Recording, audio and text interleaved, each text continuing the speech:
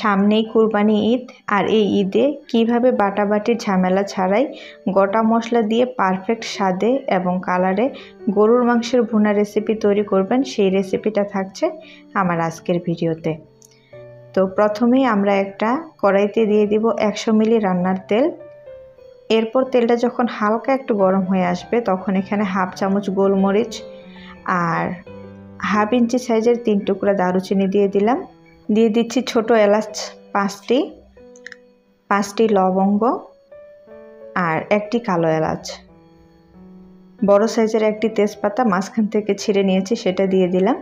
এখন মশলার যতক্ষণ না সুন্দর একটা ফ্লেভার বের হয় ততক্ষণ আমরা ভেজে নেব।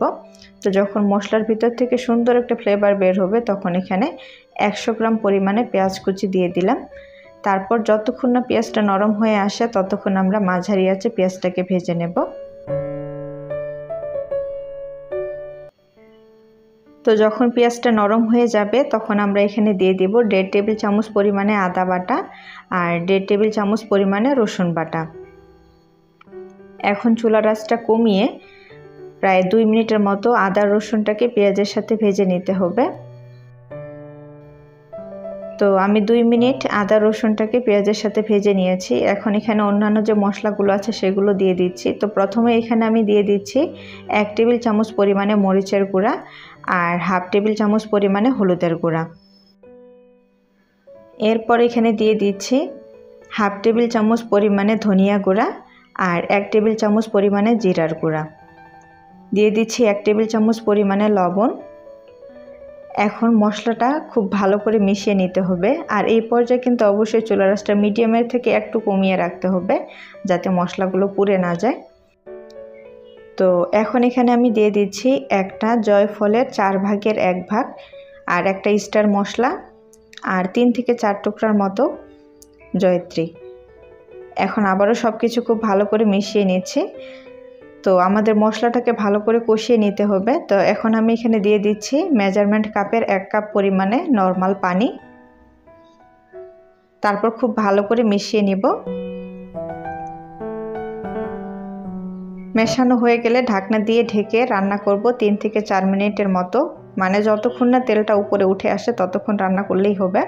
তো এই যে দেখুন আমি ঢাকনাটা সরিয়ে নিলাম আর এর ভিতরে কিন্তু মশলার উপরে তেল ছেড়ে এসেছে।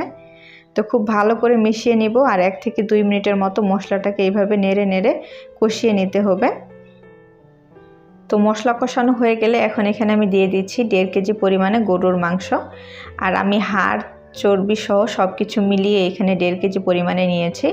এখন চুলার আঁচটা হাই হিটে রেখে খুব ভালো করে মশলার সাথে মাংসটাকে মিশিয়ে নিতে হবে। আর এখানে কিন্তু আমরা কোনো পানি ব্যবহার করব না। হাই হিটে গরুর মাংসের ভিতরে যে পানিটা আছে সেটাকে বের করে নিতে হবে। তো খুব ভালো করে মশলার সাথে মাংসটা মেশানো হয়ে গেলে ঢাকনা দিয়ে ঢেকে রান্না করব 10 মিনিট। আর এই 10 মিনিটের ভিতরে একবার কিন্তু আমি নেড়ে দিয়েছিলাম। তো 10 মিনিট পর আমি ঢাকনাটা তুলে নিলাম, তারপর আবারও খুব ভালো করে নেড়ে চেড়ে নিচ্ছি। 10 মিনিট হাই হিটে মাংসটাকে রাখার কারণে দেখবেন যে অনেকটা পরিমাণে মাংসের ভিতর থেকে পানি ছেড়ে আসবে।